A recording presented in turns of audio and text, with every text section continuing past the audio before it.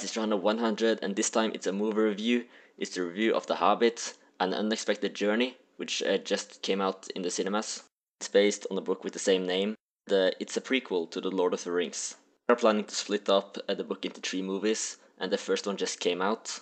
We follow the story of Bilbo Baggins, which is only in small parts of The Lord of the Rings that was released 10 years ago.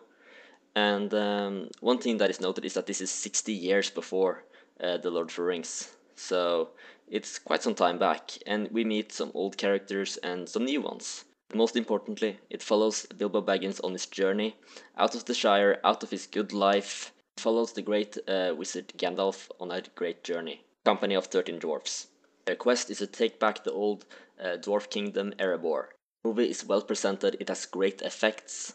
They expanded upon the Lord of the Rings universe because they are actually going to make 3 movies based on one small book. So they are going to add some of their own content into the story, and so far it works great. They have expanded upon the universe in a great way, showing off new characters as well as old ones, and of course characters that we didn't know much about. But let's just talk about the casting first. So Ian McKellen did a wonderful job reprising his role as Gandalf. Of course, he's the iconic Middle-earth character. So Andy did a great job as Gollum.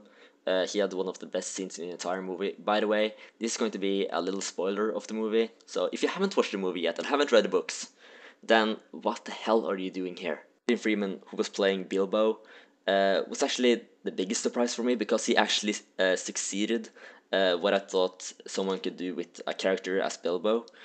He was great, and he did bring great light into this character. He made it his own character, and he was just a really funny person to watch on screen. But at the same time, he's serious. There were also several iconic returns from older characters. For example, Christopher Lee did an awesome job as Saruman.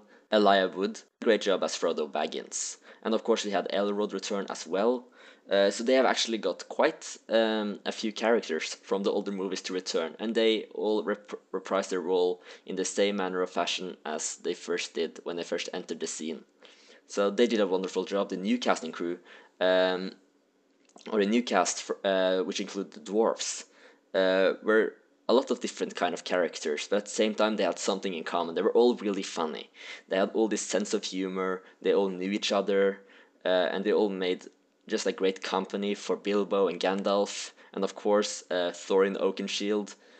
God, he was just a brilliant character, and he almost did steal the show from characters and actors as well as. God, he was just amazing. But of course, with a movie like this, is there some, how can you say it, is there something that I wasn't happy with? Yes, it was.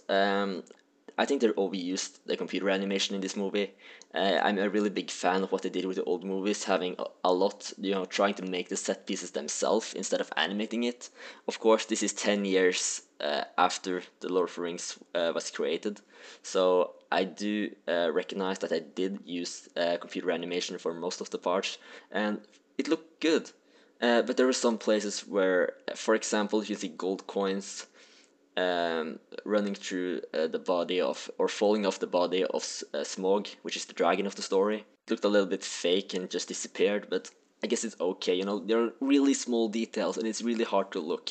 The music in this movie is great, bringing both new music and old music into the mix. We have some of the great Lord of the Rings themes from the older movies, as well as new themes, which includes vocal singing for once, and they were amazing songs. One of my favorite was of course the Misty Mountains, which you can hear in the trailer as well, if you go to the first trailer they released, I think. Also, one of the characters that I was quite surprised to find in this movie was Radagast, the Brown Wizard, which you haven't heard much about in both Lord of the Rings or The Hobbit or Silmarillion. So he's a really new character for, the casual fans, and he did a great job. The actor did a wonderful job in bringing him to life in a unique and funny way. I really become a fan of that character because it really says that, I am someone that cares about the nature, I am strong, but at the same time I do stupid things, I'm a little bit retard, and that works. Several of the scenes were great and had great entertaining value. The best scene of the movie, in my opinion, of course, this is my opinion, is the scene with Bilbo Baggins doing the riddle game with Gollum. I have never laughed so much in the Lord of the Rings movie. It was such a funny scene, and they did a wonderful job with their voices.